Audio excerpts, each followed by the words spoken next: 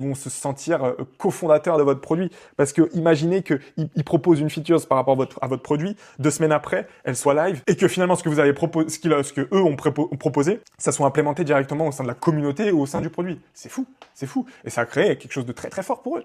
Donc il y a plusieurs façons de l'implémenter, ce système de construction.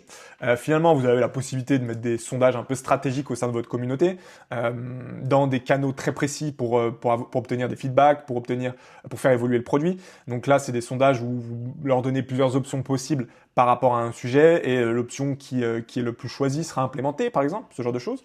Un canal assez basique, mais un canal de suggestion d'idées, c'est aussi un canal feedback où ils peuvent donner des idées très clairement au quotidien quand ils le souhaitent.